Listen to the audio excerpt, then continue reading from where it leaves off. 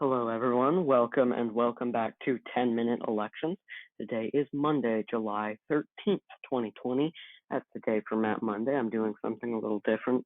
I'm going over most every state in the Union. All the states that have political and electoral news to discuss, I'm going to attempt to summarize in the 10 minutes we have today. So I'm just going to be going in alphabetical order. I'm not going to hit every state, but I'm going to hit most of them. Alabama, tomorrow, we have a GOP Senate primary runoff. It will be between former Auburn and Texas Tech football coach Tommy Tuberville and former U.S. Attorney General and Republican Senator from Alabama, Jeff Sessions, who will look to reclaim his old seat. Tuberville is leading in the sparse polling data we have for that race by double digits. Either candidate would be favored in a general election matchup in November against incumbent Democratic Senator Doug Jones, who won the 2017 special election. But ultimately, we don't really know who would have the better shot of beating Jones. Jones would be the underdog either way, though, despite his positive approval rating. Tuberville is expected to ride the endorsement of Donald Trump to a victory both here and presumably in November, unless Doug Jones is able to pull a rabbit out of his hat. Alaska, the presidential race is actually getting interesting here. You'll see on my updated presidential projection, I only have the state rated as a likely. So the Senate race is probably going to be the closest race, but the House race and the presidential race with Don Young, the longest serving member of the House, running a tough re-election race, and Donald Trump for the first time really actually facing competition in the state in the form of Joe Biden. Alaska might be a dark horse state. I don't think Joe Biden's winning it. I don't think Democrats are winning here, but it's certainly one to keep an eye on. Arizona, I've talked about a lot. Mark Kelly still, with his prolific fundraising numbers, he's in the driver's seat against Martha McSally. And in California, we do have one House race. It is the seat of Katie Hill, who won in 2018 and resigned over a scandal, and Republican Mike Garcia won that special election. A lot of parallels being drawn between this race and Georgia's 7th district, where Republican Karen Handel was able to win in the 2017 special election, only to lose in the 2018 midterm elections to Democrat Lucy McBath. So that's an interesting race there. Moving over to Colorado, John Hickenlooper, former governor of Colorado, now running against incumbent Republican Senator Cory Gardner. Hickenlooper's had a scandal come up, an ethics scandal, but it doesn't seem to be impacting him too much. Still a solid favorite heading into November. All right, moving on to the state of Florida. Aside from Marco Rubio looking to be a real contender for the GOP nomination and potentially the presidency in 2024, I said he had the second best shot of winning besides Nikki Haley, as in the general election. I have the state rated as a tilt Joe Biden, but this is a state Donald Trump absolutely needs to win, along with North Carolina. I'll get to that one later. This map is already looking more unfavorable by the day to Donald Trump, but Florida's a state he absolutely needs to win. He's going to need to win Wisconsin, and he's going to need to win North Carolina, Georgia, Florida, and Arizona as well. So Biden is ahead in Florida, and if Biden is able to win, Donald Trump's path to 270 looks quite narrow. So the pressure is on in a very expensive media market for Donald Trump to shore what was formerly a lean Republican up.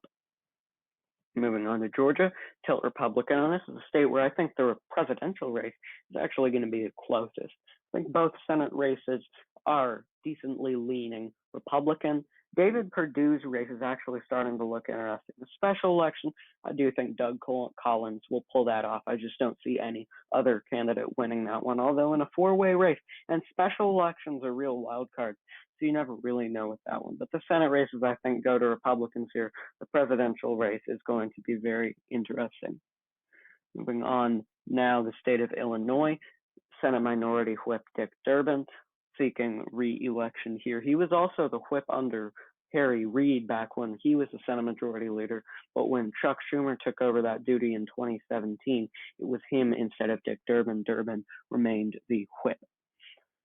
Indiana, Democrats' last hope here was probably Joe Donnelly. He lost in 2018, along with Heidi Heitkamp in North Dakota and Claire McCaskill in the state of Missouri. Iowa, I have this as a tilt Republican, a toss-up on the senatorial level. I would be intrigued if Joe Biden or Teresa Greenfield and or potentially both were actually able to win here. Barack Obama carried the state twice in 2008 and 2012, but the state went decisively to Trump in 2016, about 9 points, which caused most pundits to kind of write it off as a state that had swiftly gone to the right and could be considered a red state, but apparently no longer. I still think it's red in terms of its generic lean, but Donald Trump and Joni Ernst, neither of whom are particularly popular here, running makes things more difficult for Republicans in Iowa. Kansas, if Chris Kobach wins his primary, it'll be a tilt Republican. If Roger Marshall wins, it'll be safe, no problem for Donald Trump on the presidential level. It's looking like Kentucky, Amy McGrath just recently and barely edging out Charles Booker in that primary election just by 2%. And those votes took a long time to count. So if this is any indication of how November is going to go, the vote counting and potentially recounting scene, because states will be close, will not be pretty. The state of Louisiana, Bill Cassidy unseated Mary Landrieu, a Democratic senator in 2014, looks to have the seat shored up in 2020. 2015 marked the first time since Reconstruction that both of Louisiana's Senate seats were Republican. A lot of those southern states that holds true. There have been some Southern Democrat type holdouts, many of which were defeated just recently in 2010 and 2014. State of Maine, Sarah Gideon expected to win her Democratic primary this week against Betsy Sweet and one other minor candidate. She and Susan Collins have already really been engaging in a general election type battle where Gideon maintains a small lead in the polls, although it is actually expanding. Massachusetts, we've got an interesting Democratic Senate primary between Representative Joe Kennedy III, descendant of JFK, and incumbent progressive Senator Ed Markey, with Kennedy running in the more moderate lane. Kennedy's favored right now, despite Massachusetts being a fairly progressive state. That name recognition is carrying him to a lead so far. State of Michigan, John James could make this interesting here. I talk a lot about how Republicans need to be focusing on swing states, and if what are supposed to be red states need fundraising, that's diverted critical funds away from states that really need it. Same for Democrats in Michigan. They should have this seat, but John James is a strong candidate, and they don't want to have to spend any more than they need to on Gary Peters here. Minnesota, Amy Klobuchar probably won't be Joe Biden's running mate in 2020, just judging by the national sociopolitical landscape, but look for her name to come up in Democratic nomination contests in the future. I think she certainly has a future in that regard. Mississippi, with such a large black population, the state is slowly but surely trending Democratic. Look for this state to maybe be competitive if everything clicks for the Democrats. I'm not saying they're going to win, but this might be a dark horse state to keep an eye on. Won't be competitive soon, but maybe, in a decade or two, this might be a state that deserves more attention. Let's see, Montana. A bunch of interesting races here. I'm going to do a state of the day on this next week because the House, Governor's, and Senate races, all those are competitive. A new poll was recently released today, so I'll dig into that one as well. Moving on now, Nebraska, the 2nd Congressional District. I've rated as a toss-up, although I think Joe Biden maintains a very small edge here, actually. Nevada, the last Republican here that would have been genuinely competitive, Dean Heller, he lost his 2018 Senate re-election bid. So I think Republicans have a little while to go before they will be genuinely competitive in Nevada. New Jersey, we actually have two interesting House races here. The 2nd and 3rd District, Jeff Van Drew, the formerly Democrat, now Republican, and Andy Kim, the Democrat representing the 3rd District. Both are very narrowly favored to win re-election. Other than that, New Jersey contains 9 Democratic districts and 1 Republican district. The state of North Carolina, state Donald Trump needs to win. Conservative state at the end of the day, but Trump and Tillis's unpopularity have made it so that Democrats are very competitive here. And if Joe Biden wins the state, Joe Biden wins North Carolina and Florida, it's game over for Trump. So Trump needs to focus on shoring up both of those states, and both states I give Joe Biden a small tilt edge in right now. Ohio, a tilt R state. Sherrod Brown's name came up briefly in the 2020 nomination fight, but he was never really a candidate. Well, it will be a good litmus test of where the state is in 2024 come his reelection bid. Sherrod Brown last winning in 2018, and the state Republicans were eyeing. The next state I want to discuss briefly is South Carolina, because Jamie Harrison has actually been leading Lindsey Graham in a couple of recent polls. Jamie Harrison has been a great fundraiser. So I'm not saying Jamie Harrison is going to win. I don't think he will, because the Democratic path to the Senate majority is not run through South Carolina. But the fact that Lindsey Graham now, in a what's supposed to be a safe Republican, very conservative state, is engagement tells you something about the national political landscape.